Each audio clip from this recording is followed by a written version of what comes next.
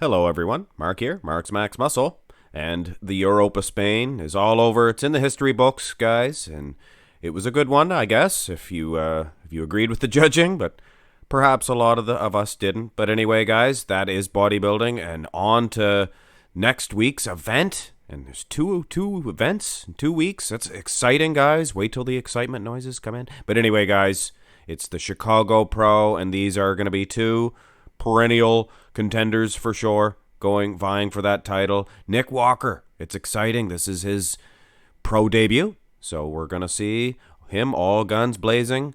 But you can see to our right, we have the beast. Akim Williams, or of course to his right, to their right. It's to our left. But anyway, guys, enough about that. The beast versus the mutant. Who's better, a beast or a mutate? You take your pick, guys. I think Akim, if I did size this correctly, I think he's going to be too big. He's a few inches taller, I believe, but sometimes the heights are different or they're hard to get. I usually find somebody that they both stood next to if they didn't stand next to each other and size them that way. But of course, Nick Walker, he's never stood next to any of the pros, so we're going to have to wait, I guess, to see. But either way, guys, Akim, I think he's going to be too big. Front lat spread. And this here is a pose that a lot of guys, they kind of phone it in. And I have to be a little bit nitpicky about yesterday's, the Europa Spain, and the champion, James Hollingshead. Not the best in the front lat spread. But anyway, guys, that's one pose. It takes more than one pose to win a bodybuilding event. James won. His conditioning was in. But anyway, guys, Rafa Brandao probably should have got a higher placing, but you don't know unless you're there with conditioning, things of that nature. But anyway, Akim, I think he would flatten, and I mean flatten, Nick Walker in this pose. His waistline, very small, maybe not the best pose for him, but I think enough in this one to defeat Nick Walker. Side chest pose, or side chest development, or shot, as Arnold Schwarzenegger like to often call it. And guys, I'm not really judging this one. Well, I am, kind of. I'm just sizing them up to see how they will stack up against each other and size up at the Chicago Pro. And I'm going to be doing another comparison too after this one. I just think Nick, now he could pack on more size, but it's going to have to be a lot. You can't play the size game anyway with Akim. And this guy, Nick Walker, I mean, it's his pro debut. Akim, how long has he been a pro for? Years. And he is a beast. He's big even compared to the top rung, like the upper echelons, the top 5, 6 in the Olympia. Akim's still big compared to those guys. He's huge. Side chest pose, or side tricep. The side chest was all the way Akim. The side tricep, though, I think Nick Walker can capitalize with a pose like this. He looks pretty good. Him and, oh gosh, Hunter Labrada. Two good side tricep poses for sure.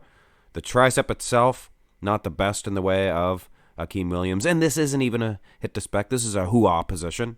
And I hope that name gets out there and becomes a thing in bodybuilding. Hey, if I die in 100 years and they use the hoo-ha position, I'll be happy. I'll be a happy man. I'll leave my mark on bodybuilding. The hoo-ha position. Anyway, guys, I prefer the side tricep. Have a look at the backs of these two creatures. Like I said, a beast versus a mutate. What's bigger? What's better? Well, in this case, the mutate has better groceries. Or mutant. I like to call him mutate. Better than mutant. He has excellent legs, does this mutate, for sure. And good lower lat insertions. If he was the size of Akim, I think he would defeat him in this pose. But you know how the judges are nowadays. They go for whoever the biggest, I guess. And Akim may get an edge. Look at the calves, though. They definitely give an edge to Nick Walker in that case. Rear double bicep. And again, guys, I have to reiterate, it is a little bit difficult to get these guys, the sizes of them correctly. But if this is the case, Nick Walker could catch Akim in a rear double bicep. Look at the size of Nick Walker's back. But like I said again, guys, he's very short and he crouches down. So I could have stood to make him a little bit shorter, and that would have decreased the overall size as well. But shape-wise, I like Nick Walker in both back shots. But it is bodybuilding, and it is a size game. Ab and thigh. What's this? And no disrespect meant to either of these guys. But what is this? The battle of the bad ab and thigh? Battle of the bad ab and thigh on Marx Max Muscles channel. But anyway, guys, enough about that. It's a blurry picture for Nick Walker. Abs. This is the waistline. It is a little bit wide in a pose like this. And food for thought, Akim has a tiny waistline for a big beast. Do you notice that? Maybe not the hardest, the most striated abs, but definitely a tiny waistline. That's rare for a big giant beast like this. Go to the most muscular, and who had the ab and thigh? I guess Akim. He had the better thigh, but it's hard to say. Who has the most muscular? Well, on a much smaller frame, Nick Walker, he does pack a punch. And he looks good, good muscle separation, things of that nature. Waistline looks good in this pose. You can see the muscle separation in the abs. Akim, still in a shot like this, that little tiny waistline. It's the size of a wrist. And the big legs. I just think Akim, this reflects the entire matchup. Size does mean a lot when conditioning is equal. Things of that nature. So I do believe Akim will place ahead of Nick Walker at the Chicago Pro. But this isn't a matchup, guys. These two are going to be contenders and vying for that Chicago Pro title. But there's a couple of other gentlemen, Ann Wynn, namely Ann Wynn and Justin Rodriguez. I'll be doing a comparison between them two. That could be your top four guys. Of course, Bracamontes, he looks good as well. Hit thumbs up on the video, subscribe to the channel. Have a great day.